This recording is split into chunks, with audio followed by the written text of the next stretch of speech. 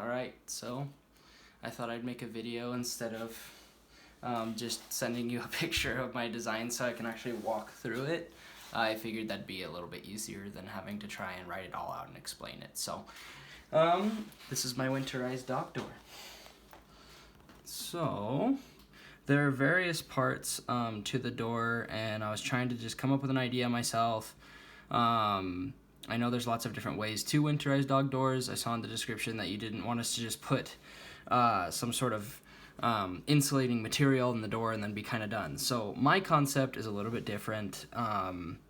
Still trying to keep it simple and under $100. So I'm going to go through the different parts of the door and kind of explain what each label means.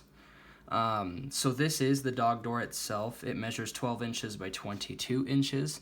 I picked that because some of the larger dog doors to fit dogs that are over 60 pounds are actually only about 10 inches by 20 inches. So I went a little bit bigger, and although it is bigger, the way that I want to keep the heat in and keep the cold out will still work. So this is the door.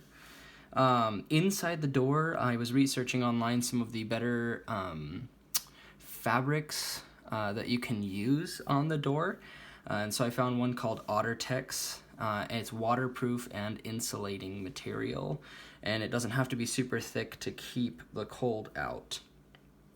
So that was one of the main reasons why I chose that material.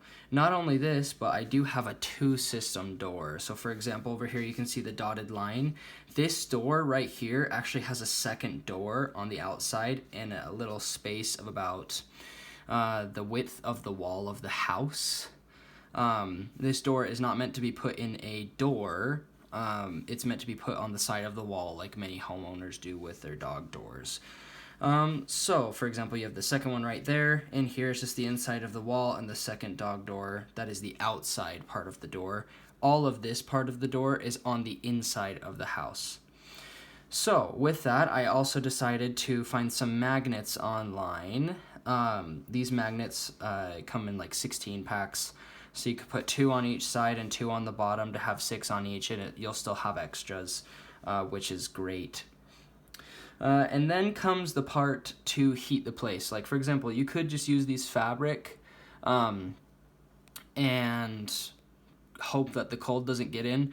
But as the dogs go outside and inside, there will still be a little bit of a cold draft coming into the house. So with the magnets, it should minimize the amount of heat, or I mean, not heat, cold getting into the house or heat escaping the house. But what I decided to do was I went online and decided to look up how much heaters were, little tiny like baseboard heaters. I found one for about $40 online that's only about 2 feet long.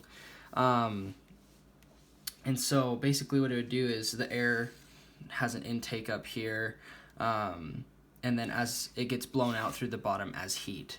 So I have it aimed so that it would be just above the dog door, aimed down, and it's plugged into a plug into the wall that is hooked up to a motion sensor, which I found for $20 online.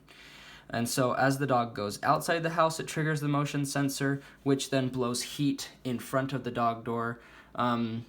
And as they come back inside, the motion sensor is activated to either replace the heat that the cold brings in, or to just kind of blow it out and at least just let not as much cold air get in as the doors are closing. And so the whole idea behind this was because I would always walk into places like Macy's or Walmart or just any like kind of big commercial stores, and they would have those heaters blowing air down onto you. And so I decided, well, why not do that with a dog door? Because dogs go inside and outside, and instead of having to have the heater like blow constantly, you could just have the heater hooked up to the motion sensor and then blow hot air on command whenever the dog gets near it.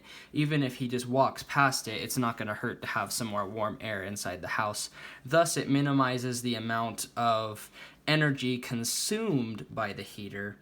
And so the heater is actually 24 inches long, so like I said, 2 feet long, so it actually even cover a little bit more space than the dog door, just about double.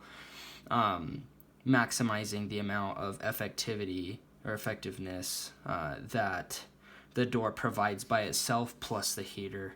And so that is my way of heating the dog doors and winterizing them in the winter while owners are gone.